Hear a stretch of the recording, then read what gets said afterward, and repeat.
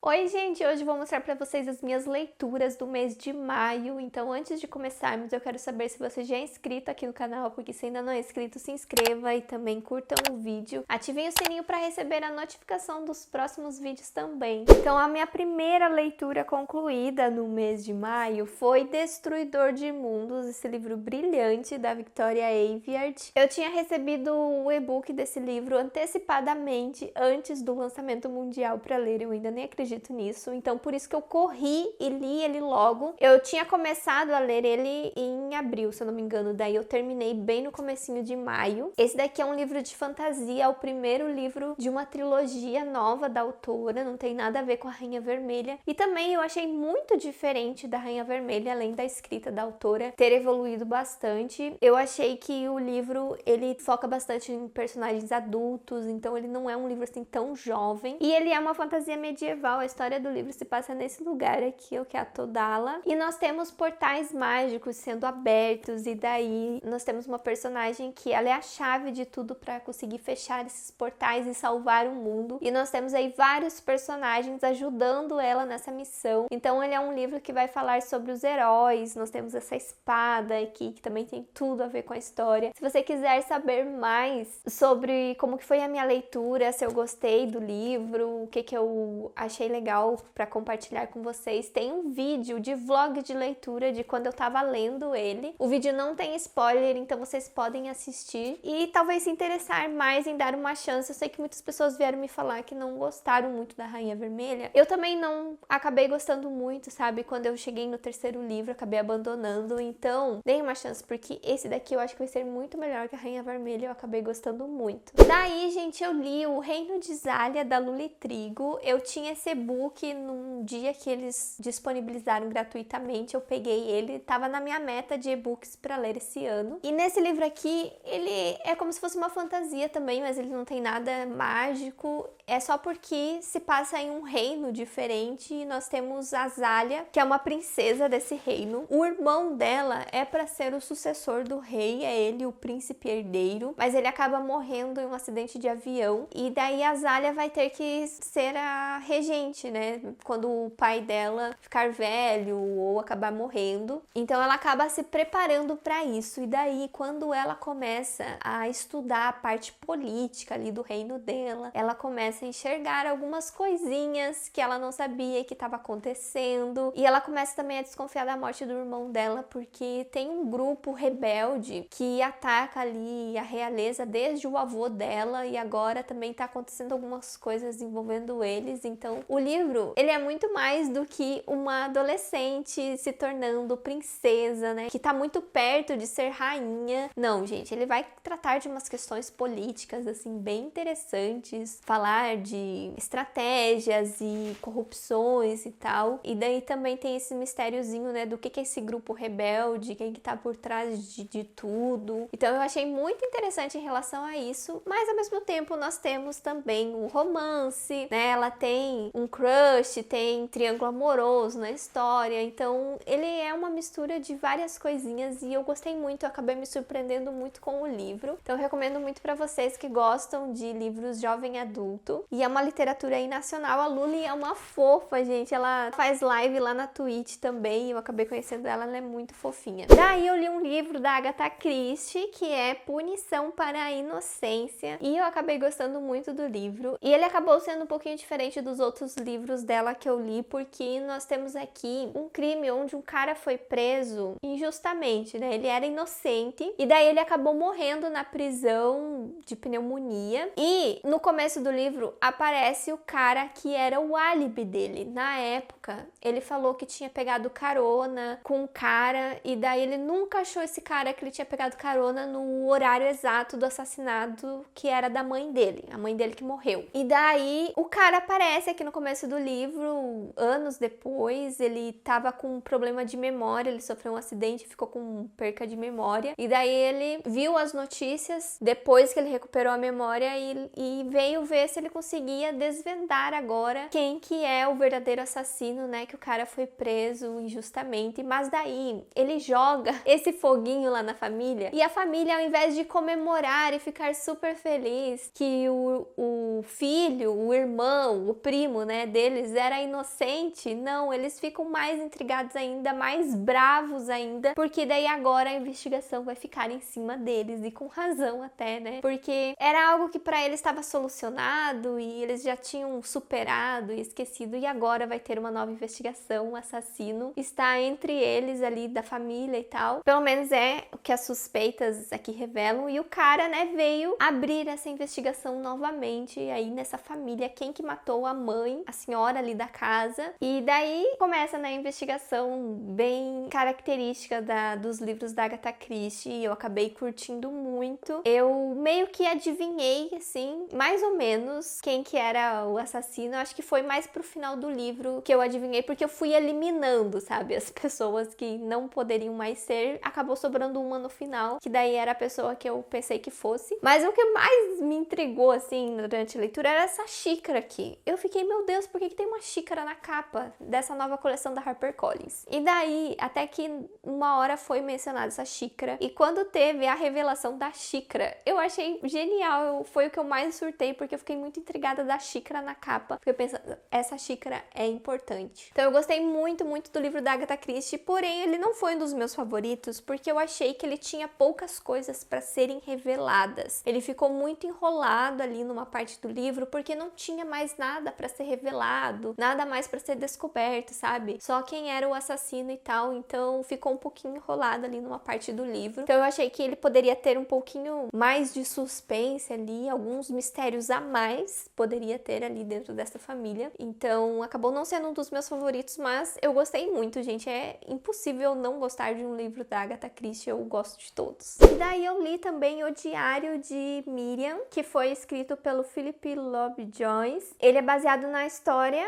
real da Miriam Havik, que foi uma sobrevivente da Guerra Civil da Síria em 2011. E ele é todo feito em forma de diário, onde nós acompanhamos essa menina de 10 anos, e aí ao longo de 5 ou 6 anos, se eu não me engano, ela e a família dela tá envolvida aí no meio dessa guerra, e como é muito tempo, gente, você tem que acompanhar aqui como que eles vão tentar seguir em frente com as coisas do dia a dia dele, por exemplo, como que ela vai pra escola, como que ela vai fazer amigos, como que o pai dela vai trabalhar, como que fica ali a família dela que tá envolvida também com algumas questões políticas, e, gente, é de cortar o coração, sabe? Aqui quem gostou de ler o Diário de Anne Frank precisa muito conhecer o Diário da Miriam também, mas a diferença é que aqui nós temos um final feliz, né? A Miriam, ela foi uma sobrevivente, e ela contar toda a sua história acaba fazendo com que você crie mais empatia pelo que aconteceu com essas pessoas, com esses refugiados, com uma infância que teve que ser interrompida, ela teve que crescer mais rápido, porque ela teve que entender tudo o que estava acontecendo ali ao seu redor, ao invés de fazer coisas que uma criança faz nessa idade. Então acaba sendo muito comovente isso. E essa edição da Dark Side é uma nova edição de capa dura, ele tá muito bonito, eu ganhei ele de presente de um inscrito aqui do canal. Tem algumas fotos aqui dentro do livro, e ele é muito rápido, porque como é diário, às vezes é só um trechinho curtinho do dia dela. Então eu acabei lendo esse livro em um dia, em poucas horas, na verdade. Então é uma leitura bem rápida e muito comovente e muito importante também. Eu recomendo muito esse livro. E eu li mais alguns livros da editora Darkside que eu tava tentando desencalhar. Foram livros que eu comprei na promoção do ano passado e acabei não lendo. Então eu desencalhei O Silêncio da Casa Fria, e esse livro aqui me surpreendeu muito, porque eu acabei gostando muito dele. Ele tem um estilo bem parecido com o Gótico Mexicano, que foi o outro livro da editora que eu acabei gostando muito. Ele é um livro assim de terror, ele dá um sustinho, mas é aquele terror que eu gosto, que tem uma casa assombrada, então eu acabei gostando muito do livro. Aqui a Elsie, que é a protagonista, ela acabou ficando viúva e grávida, e daí ela acaba descobrindo que ela acabou herdando uma casa, fica no interior ali da Inglaterra. Ela tava morando em Londres com seu marido, e daí ela vai lá ver essa casa e tentar morar nesse lugar agora que ela vai ser mãe. Na verdade, eu contei errado a história, porque no começo, o começo do livro conta com a Elsie num hospital psiquiátrico, anos depois dela ser acusada de queimar essa casa com algumas pessoas dentro. Então Então daí que ela volta no passado para nos contar essa história dela, de quando ela se mudou para essa casa. E daí você vai descobrindo aí o que aconteceu até chegar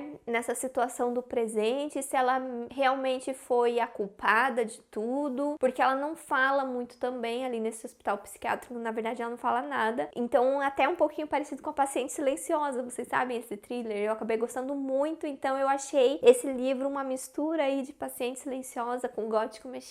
Então eu gostei muito dos mistérios, gostei muito das cenas de terror, gostei muito da escrita da autora, eu achei que me envolveu muito, então com certeza foi um livro assim incrível, uma história bem sombria e bem envolvente. E o outro livro da Dark Side que eu desencalhei foi A Vida Compartilhada em uma Admirável Órbita Fechada, da Beck Chambers. Esse daqui é o segundo livro de uma série da autora. O primeiro livro era A Longa Viagem a um Pequeno Planeta Hostil.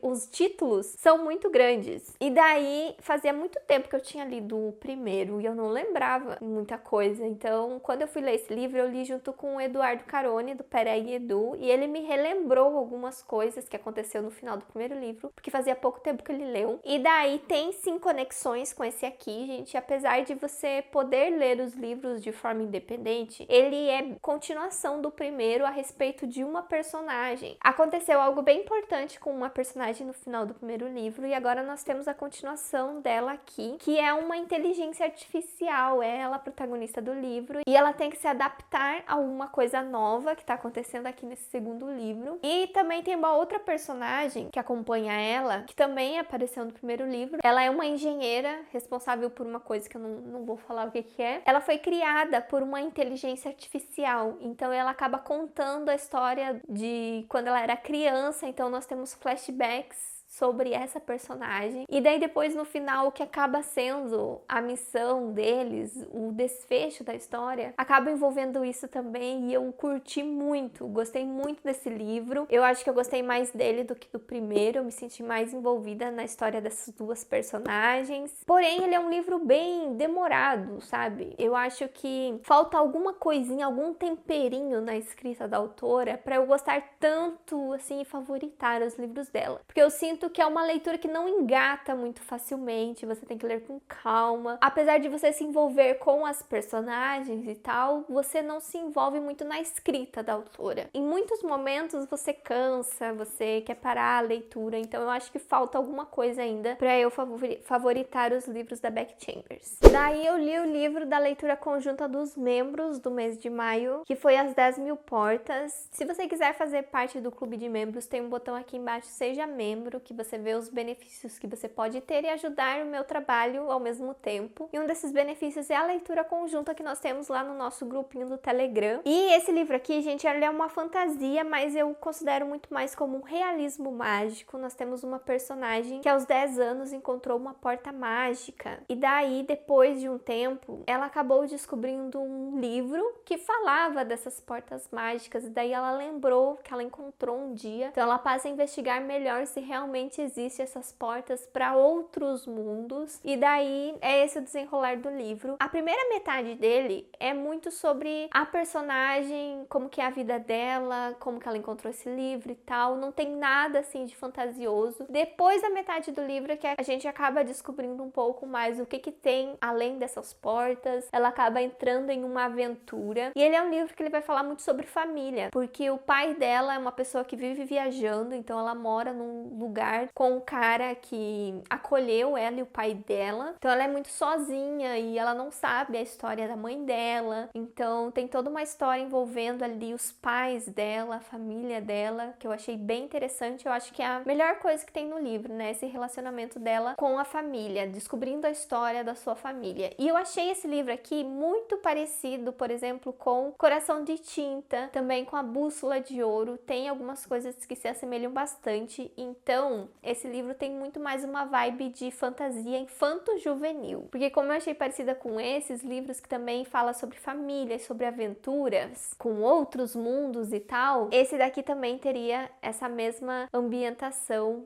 mais juvenil, apesar da personagem ter 17 anos. Então eu achei que o livro é um pouquinho fraquinho. Eu acho que ele deveria ter essa personagem mais nova e focar numa fantasia mais juvenil. Eu acho que como um livro com a personagem de 17 anos, às vezes ela parecia muito bobinha. Então eu achei que não combinou muito. Então o livro, ele é legal, mas ele só fica assim no legal. É um livro legalzinho, eu não senti nada a mais por ele. Eu acho que depois de uma revelação ali que tem na metade do livro, que você se interessa mais. Então, até chegar nisso, você meio que vai levando o livro, até algumas pessoas podem desistir de ler, porque é só depois disso que você realmente se envolve na história do livro. Então, por conta disso, eu achei o livro mediano. E eu terminei, gente, a trilogia da Terra Partida com Céu de Pedra. Esse livro aqui acabou sendo bem interessante, eu acabei gostando muito da conclusão, só que ele acabou sendo um livro que não entregou a mais do que eu esperava, sabe? As coisas que aconteceram aqui já eram algo que estava predestinado, já era algo que eu estava esperando que acontecesse. Ele desenvolveu as coisas da forma certa, ele trouxe resoluções assim importantes para as personagens do livro, mas não teve nada revelador, algo tão surpreendente, nenhuma reviravolta, além do que eu já estava esperando para essa finalização. Então ele só foi um livro que atendeu às minhas expectativas, mas não me surpreendeu tanto como ele poderia ter me surpreendido. Então eu acho que o primeiro livro da trilogia acabou sendo o meu favorito, mas eu gosto muito, muito dessa fantasia. Eu acho ela bem complexa e cheia de informações diferentes de outras fantasias que eu já li. Ela também traz personagens mulheres muito incríveis de acompanhar. Aqui nesse terceiro livro, ele é muito mais focado numa relação de mãe e filha, que nós acompanhamos ali desde o começo do livro. Já tinha uma motivação da mãe indo atrás da filha, e daí nós temos toda essa resolução aqui no terceiro livro e acaba sendo muito legal. E daí nós temos uma personagem aqui, gente, de 10 anos de idade, que acaba crescendo antecipadamente, acaba aprendendo muitas coisas e sofrendo muito com essa idade, que você não consegue enxergar que ela tem 10 anos, parece que ela já é muito adulta com tudo que ela passou e com a força que ela tem, sabe? Acaba sendo uma personagem muito forte e que você teme muito as decisões dela, o que vai acontecer com ela, que caminho que ela vai seguir. É isso que você mais teme aqui no terceiro livro. Então eu me apeguei muito a isso, muito a essas decisões que a personagem poderia tomar e o que poderia acontecer no final ali com ela e também com a outra personagem da Essun, que é uma protagonista assim incrível de acompanhar desde o primeiro livro. Então, gente, não posso falar mais porque seria spoiler, é o terceiro livro, mas eu vou fazer um vídeo aqui no canal falando sobre a trilogia da Terra Partida. Se você tem interesse em ler, aguardem que vai sair esse vídeo ainda esse mês, eu acho. Outra leitura que eu concluí e que daí já tem vídeo aqui no canal para vocês assistirem é de Anna Karenina, do Lev Tolstói. Esse daqui é um clássico russo. Eu nunca tinha lido nenhum livro desse autor e eu acabei gostando bastante. Eu li nesse livro, que é a tradução do Rubens Figueiredo, da Companhia das Letras, que é bem bonita. E eu me envolvi bastante com a história. Ele é um livro de fofoca, um livro de casamentos, traições e romance, muitas coisas assim envolvendo vários personagens assim mais complexo, com várias camadas. Então eu recomendo muito vocês darem uma chance à Anna Karenina, vejam o vídeo que eu fiz aqui no canal. E ele é um livro do Clube de Clássicos, a leitura conjunta que foi feita em maio. Então se você quiser participar das próximas leituras conjuntas dos clássicos, tem um link aqui na caixa de descrição que tem todo o cronograma até para o próximo ano para vocês se programando. Esse mês estamos lendo ensaios sobre a cegueira. Eu não sei se ainda dá tempo de você participar, porque provavelmente estamos no final da leitura quando esse vídeo sair, mas veja aí as próximas leituras para você participar, porque no final de cada mês eu faço o grupo da leitura conjunta que vai ter. Eu também li, gente, um e-book do Kindle Unlimited, porque eu tava com o Kindle Unlimited sem usar ele. Eu pensei, vou tomar vergonha na cara e vou ler um livro do Kindle Unlimited. E daí eu li Minha Vida Não Tão Perfeita, da Sophie Kinsella, que é uma autora de comédias românticas que eu gosto bastante. Faz muito tempo que eu não leio um livro dela, eu já li assim vários, e esse daí tava no Kindle Unlimited, então eu dei uma chance pra ele. Ele conta a história de uma moça que vai trabalhar numa empresa e daí tem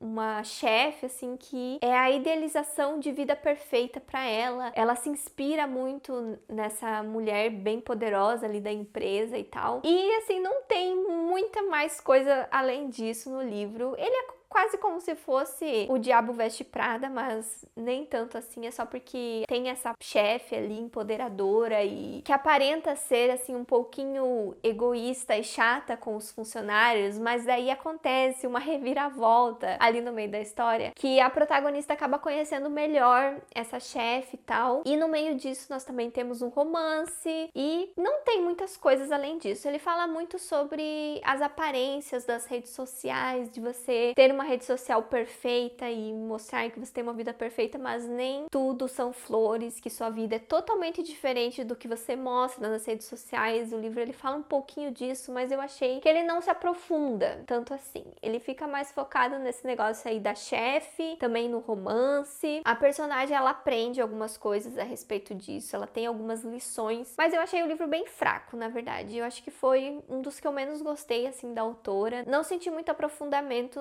na proposta que o livro quis trazer. Então, foi um livro legalzinho, divertido, assim, para passar o tempo, mas eu esperava um pouquinho mais dele nessas reflexões aí que ele poderia trazer. E por fim, gente, eu li Não Confie em Ninguém, do Charlie Donlia. Na verdade, eu escutei o audiobook desse livro. Eu comecei a escutar audiobooks no Storytel e eu vi que alguns em português são de livros que eu tenho aqui em casa. Então, eu vou aproveitar para dar uma agilizada nessa leitura, escutando o audiobook. E eu vi que tem todos desse autor, gente. Então eu tenho aqui 2 livros desse autor que eu ainda não tinha lido e também A Garota no Lago, que eu não tenho, mas provavelmente eu vou escutar o audiobook também. E esse daqui, gente, acabou sendo o meu livro favorito do autor até agora. Só falta eu ler A Garota no Lago, porque depois desse eu escutei o audiobook de Uma Mulher na Escuridão, mas vai ficar pro vídeo do próximo mês. E nesse livro aqui nós temos uma cineasta que ela faz documentários investigativos, e daí uma amiga da faculdade dela foi presa, acusada de matar o namorado. Eles tinham ido para um casamento de alguns amigos numa ilha do Caribe, e daí o cara caiu de um penhasco e as provas, o sangue encontrado e tal, levou que ela tinha matado o namorado. E daí ela tá presa há 10 anos, e daí quando ela ouve falar dessa colega dela que faz esses documentários investigativos, e alguns presos foram inocentados depois dos documentários que ela fez. Então a Sydney acaba ajudando a Grace e vai investir, voltar 10 anos atrás e tentar descobrir tudo que aconteceu naquela época, porque tem algumas coisas mal explicadas, bem mal explicadas. A investigação tendia muito para acusar ela e ignorava alguns outros fatos. Então é incrível, gente, a investigação desse livro levou a algo que eu totalmente não esperava. Eu me surpreendi muito com o final do livro. Eu não esperava qual que era a verdade de todo esse caso, e também além da gente descobrir se a Grace era assassina ou era inocente, tem uma outra reviravolta no final do livro que eu não esperava por essa, gente. Sério, um final totalmente diferente, impactante. Eu gostei muito dele, e ele tem muitas partes diferentes também por ser um documentário, por ela estar filmando várias coisas para trazer esse documentário que dá muita audiência também. Então mostra a fama que ela acaba tendo, as pessoas eufóricas para assistir, porque ele é um documentário em tempo real. Ele não é todo gravado e depois passado na TV.